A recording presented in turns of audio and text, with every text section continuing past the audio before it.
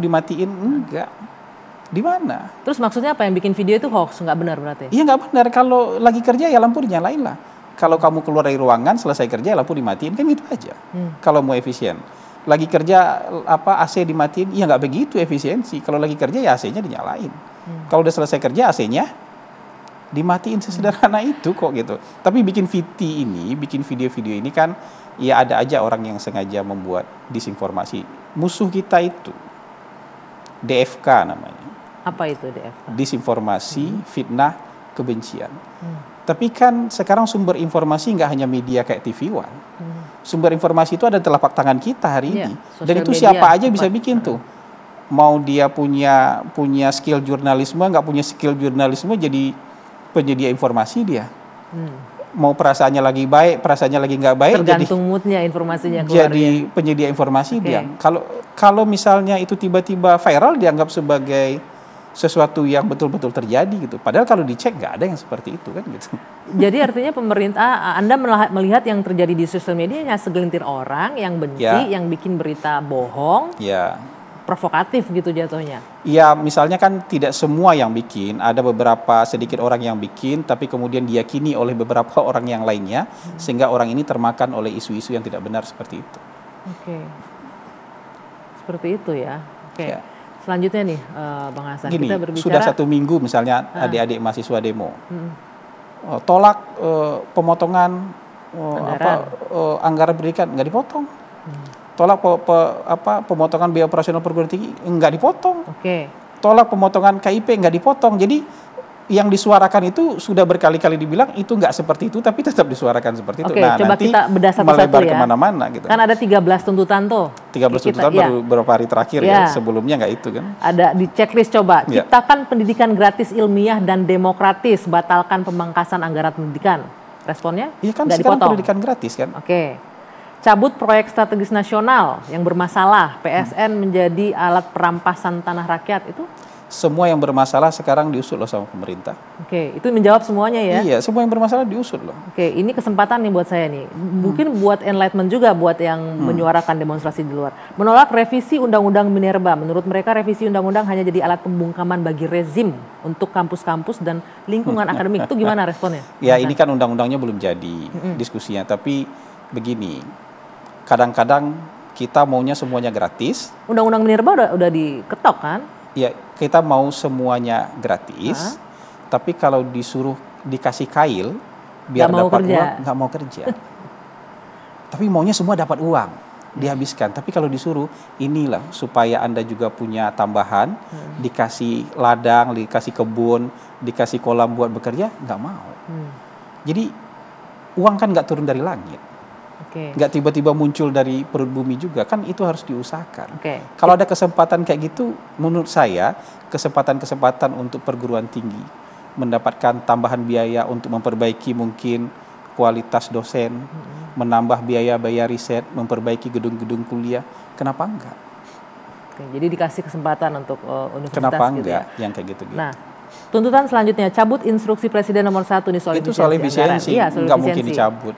Sudah dijalankan nggak mungkin dicabut. Jadi kalau menurut Anda ini apa tuntutannya, nggak logis juga? Menurut saya tuh kalau itu dicabut berarti yang menuntut ini mendukung pemborosan, mendukung kebocoran anggaran atau gimana? Itu ya. Realisasikan anggaran tunjangan kinerja dosen yang sebelumnya kan nggak dianggarkan memang. Ya, tunjangan kinerja dosen akan dipenuhi oleh pemerintah. Akan dipenuhi ya. Ini menjawab nih untuk adik-adik mahasiswa yang melakukan unjuk rasa dengan sejumlah tuntutannya harus menyimak nih respon dari Bang Hasan malam ini. Efisiensi dan rombak kabinet merah putih. Kabinetnya dianggap terlalu rombak. Yang mendapat mandat ya untuk memerintah dan membentuk kabinet itu presiden. Prerogatifnya presiden. Kasih kesempatan buat presiden menjalankan pemerintahan sesuai dengan kebutuhan yang beliau inginkan. Kecuali Anda bisa tunjukkan mana yang tidak ada gunanya. Dari lembaga dan kabinet yang dibentuk oleh presiden, Anda bisa tunjukkan mana yang tidak berguna. Silakan didiskusikan. Tapi hari ini semuanya penting, semuanya berguna. Karena kalau dibilang, kalau saya mengikuti teman-teman mahasiswa menyebutkan kan meminta efisiensi pemerintahan, tapi kabinetnya aja nggak efisien menurut mereka, itu dijelaskan tuh. Kadang-kadang logikanya simplifikasi. Jadi untuk mengawal 3.600 triliun, untuk memacu juga pertumbuhan ekonomi 8%, butuh sumber daya, butuh kelembagaan yang juga memadai. Untuk membangun masyarakat, mempercepat pembangunan butuh kelembagaan-kelembagaan yang fokus. Dulu kita punya mungkin menterinya digabung-gabung, padahal bidang pembangunannya berbeda. Kita punya 40-an lebih bidang pembangunan, tapi kita gabung-gabung.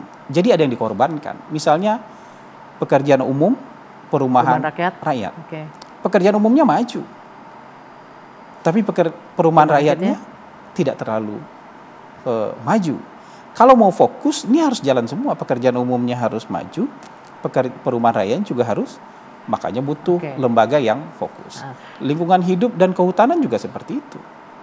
Lingkungan hidup dan kehutanan dua cara menghasilkan pendapatan negara dengan fokus yang berbeda. Dua-duanya bisa menghasilkan pendapatan negara yang luar biasa.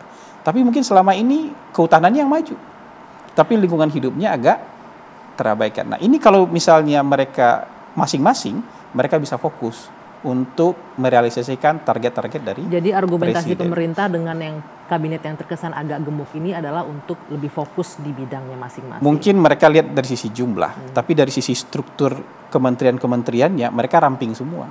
Justru dulu karena disatu-satukan itu badannya yang obesitas. Orangnya sedikit tapi badannya obesitas. Sekarang orangnya ya sedikit lebih banyak tapi ramping-ramping semua. Sehat-sehat semua gitu loh, berotot semua, bukan yang lamban begitu gitu. Oke.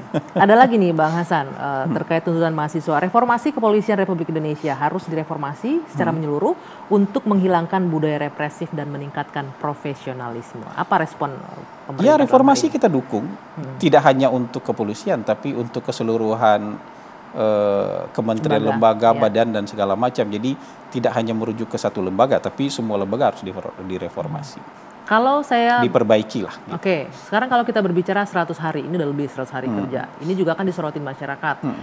Puas, tidak puas pasti banyak. Ada respon yang positif dan negatif. Kalau pemerintah ngerasa dengan 100 hari ini sudah melakukan apa saja? Pemerintah itu tidak pernah menargetkan angka tertentu untuk 100 hari. Dan tidak ada arahan untuk punya patokan 100 hari. Presiden bilang target kerja kita 5 tahun. 5 tahun itu kita breakdown ke dalam target tahunan. Target tahunan itu kita breakdown juga ke target bulanan. 100 hari ini kan biasanya peringatan kematian. 3 bulan enggak, 4 bulan juga belum. Juga tidak. Tapi oke lah, kita nggak bisa juga melarang orang lain. Tapi kan wajar orang menuntut ya. Harapan besar terhadap pemerintahan baru kan ada pasti Bang. Enggak, buat saya itu nggak apa-apa. Dan angka survei kan menunjukkan itu. Ada 3 survei yang keluar dari Kompas, dari Indikator Politik, dari LSI. Rentangnya 79 sampai 85%. Approval ratingnya untuk pemerintahan selama. Jadi kalau ada yang mendukung, saya rasa sebagian besar masyarakat sekarang mendukung dan optimis. Kita belum bicara tingkat keyakinan, karena tingkat keyakinannya di atas 90%. Itu yang menyebabkan sekarang pemerintah sangat yakin dengan program-program yang dicanangkan dan yang sudah berjalan, sudah mulai berjalan, itu akan mendapatkan dukungan dari pemerintah. Itu juga tambahan energi bagi pemerintah untuk segera merealisasikan janji-janjinya terhadap masyarakat. Gitu. Satu lagi yang juga dibahas, evaluasi makan bergizi gratis. Bagaimana? Jawabannya nanti, ditahan dulu. One on One akan kembali. Usai jeda, sesaat lagi.